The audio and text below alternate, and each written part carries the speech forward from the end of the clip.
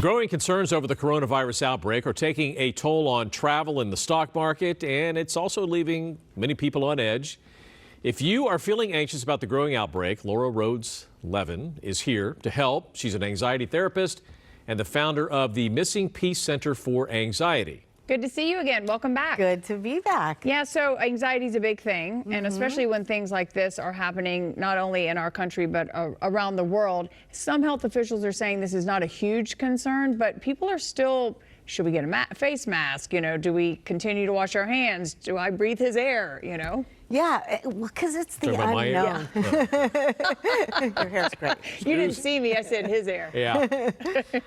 It's the unknown, right? Every time one of these pandemics, I think someone was comparing it to influenza, and there was a time when you'd say influenza and people would be very uncomfortable. Now we know it's the flu, et cetera, and we don't really know this virus yet.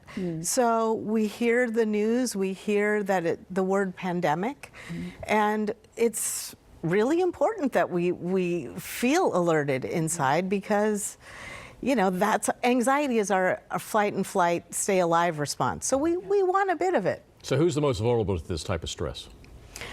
I think people who have had excessive trauma before, who also, there's some people when anxiety gets on the rise, you lean into an OCD kind of place.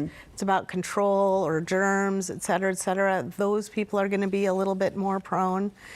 And a lot of people who just listen for all the scary stuff. And there's a lot that we can do to stay safe and stay protected. And if you focus on the solution more than the problem, it's going to feel better inside. I think it happens to a lot of the worriers out there, right? Sure. Let's talk about if we are feeling anxious, what can we do? I think being prepared is always nice, to a degree. I was thinking about it last night. I was thinking, when I get into a car, I want to put on my seatbelt and adjust my mirrors and make sure that all my safety precautions are set up. But I'm not going to get into the car going, I could crash any second. So you want the information. We would never get in the car. So you want the information about washing your hands. And I actually read somewhere, although I'm not the health expert, I'm the mental health expert, that the masks aren't really that helpful. So it's more about the preventative, what can you do to stay safe, and if you think that you've been subjected to it, that you take actions and prepare yourself. Yeah. So what do you say to kids in the house?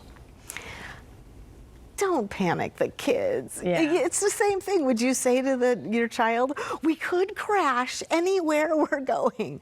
But you want them to be, we're already very vigilant with our kids. Wash your hands. Don't eat off other people's things. Cover your sneezes and coughs. Yeah, do all that. Be prepared, but still go out and enjoy your life. All right. Thank you so much. Thank you, always. Appreciate it. Maybe we should quit talking about it so much. All right, if you'd like to learn more about Laura, head to missingpieceforanxiety.com. Laura, good to see you again. Great to be here. Thank you.